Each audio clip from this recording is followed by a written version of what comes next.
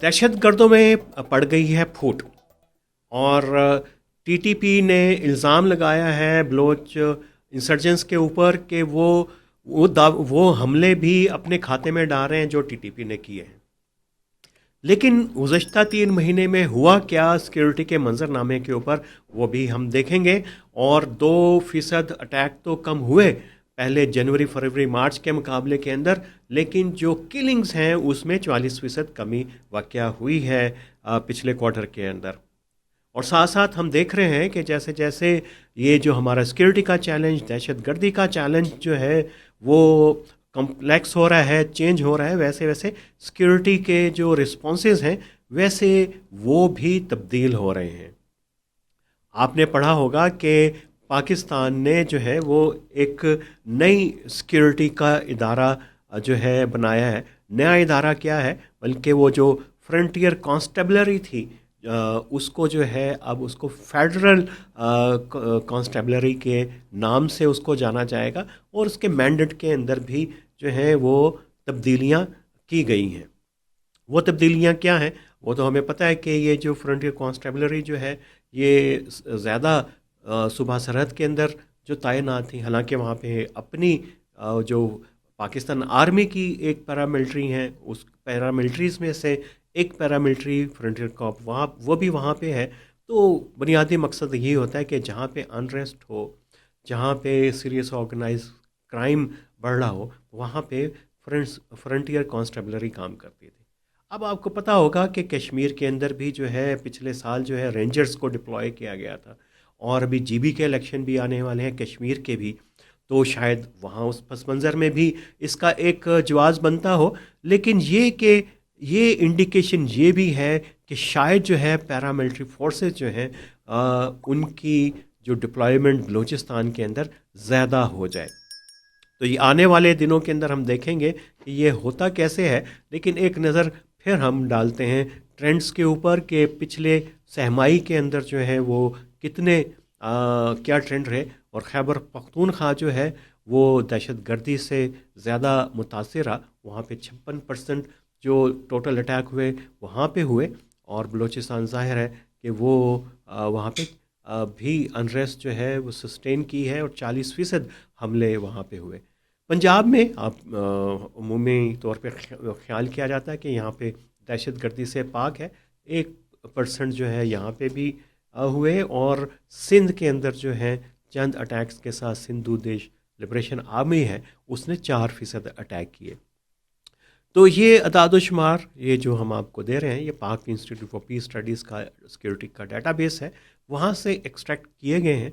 वो बड़ी तफसीली रिपोर्ट है और उसमें बताया गया कि कौन सा ग्रुप जो है कितना एक्टिव और इफ़ेक्टिव रहा, किन अज़ला के अंदर रहा। मसलन बन्नू जो है वो सबसे मुतासरा इलाका है वज़ीरिस्तान के बाद। वज़ीरिस्तान में जहाँ पे 45 हमले हुए हैं पिछले 3 माह के अंदर, और बन्नू के अंदर जो है वो पहले 7 थे, अभी जो है अब वो 15 हमले उसके अंदर हो गए हैं।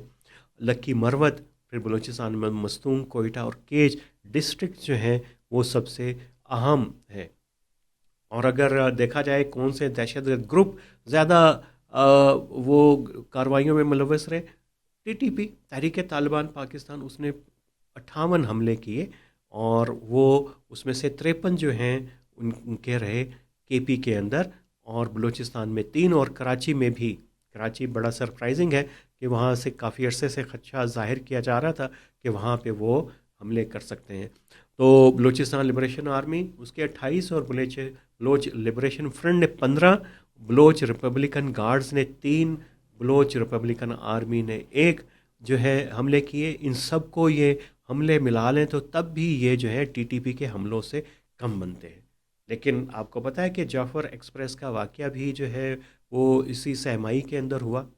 और इसी सहमाई के अंदर जो है उन्होंने 7 मरतबा जो है जो नॉन बलोच सेटलर्स तो नहीं, जो ट्रैवलर हैं जो बलूचिस्तान में सफ़र करते हैं वो उनको उन्होंने निशाना बनाया, टारगेट किया 7 ऐसे हमलों के अंदर। तो इम्पैक्ट वाइज देखेंगे कि BLF जो कि ब्रास का भी हिस्सा है, जिन्होंने बलोच नेशनल आर्मी भी बनाई है, तो वो उनका इम्पैक्ट जो है وہ زیادہ ہے، نمبر بے شک ان کے اٹیکس کا کم ہے۔ اور یہ بھی ہم آپ کو بتاتے چلیں کہ یہ جو اعداد و شمار ہیں یہ ان تنظیموں کے نہیں ہیں، کیونکہ یہ تنظیمیں تو بہت زیادہ ایگزیزریٹ کرتی ہیں اور اپنے حملوں کو بڑھا چڑھا کے پیش کرتی ہیں۔ مثلا بی ایل ایف نے پچھلے ہی دنوں دعویٰ کیا کہ اس نے کوئی 250 حملے کر دیے ایک مہینے میں، تو وہ ظاہر ہے کہ چھوٹے سے چھوٹا حملہ بھی جو ہے اس کو بھی اس میں کاؤنٹ کرتے ہیں۔ لیکن یہ جو اعداد و شمار ہیں یہ بہت ہی اتھینٹک اعداد و شمار جو ہیں ذرائع سے ہیں، اور یہ اوپن سورس ذرائع ہیں۔ اس کے ساتھ ہمیں لگتا ہے کہ شاید یہ دو ہی بڑی قوتیں ہیں۔ حافظ گل بہادر کے بارے میں تھا کہ وہ بڑی تیزی سے جو ہے وہ بڑے حملوں حکمت عملی ترتیب دے رہا ہے۔ 9 حملے اس نے کیے ہیں۔ اسلامک اسٹیٹ خراسان نے بھی 8 حملے کیے، 4 بلوچستان میں اور 4 صوبہ سرحد کے اندر۔ اور چھوٹے چھوٹے جو گروپ ہیں وہ بھی کہیں نہ کہیں پہ ایکٹیو رہتے ہیں، جس سے یہ پتہ چلتا ہے کہ یہ دہشت گردی جو ہے وہ ابھی بھی پاکستان کا ایک بڑا چیلنج ہے۔ ابھی ہم نے آپ سے کہا تھا کہ ٹی ٹی پی میں اور بی ایل اے آپس میں ان کی کنفرنٹریشن جو ہے وہ شروع ہو گئی ہے، اور اس میں ٹی ٹی پی نے کہا کہ اس نے کچھ حملے کیے جو بی ایل اے نے اپنے کھاتے میں ڈال لیے۔ تو یہ بھی دیکھیے کہ یہ حملوں کی ذمہ داری لینے کے لیے، تباہی پھیلانے کی ذمہ داری لینے کے لیے بھی آپس میں کمپٹیشن شروع ہو جاتا ہے۔ اس سے یہ بھی پتہ چلتا ہے کہ جب یہ کمپٹیشن شروع ہو تو یہ کہ ڈیسپریشن لیول شاید کہیں نہ کہیں کے اوپر بڑھ رہا ہے، اور یہ ٹی ٹی پی کے اندر ڈیسپریشن لیول جو ہے وہ بڑھ رہا ہے۔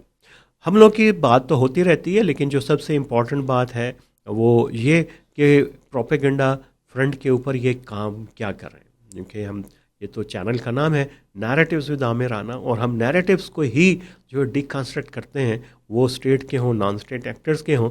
اور انہوں نے جو ٹی ٹی پی نے ایک نئی حکمت عملی بنائی ہے، میڈیا اسٹریٹجی، انہوں نے اب پنجابی میں، سندھی، بلوچی میں بھی اپنی پبلیکیشنز نکالنا شروع کر دی ہیں، اور اس کو آؤٹ ریچ کو بڑھانے کے لیے سوشل میڈیا کی بھی انہوں نے جو ہے وہ اپنی اسٹریٹجی کے اندر تبدیلی لے کے آئے ہیں۔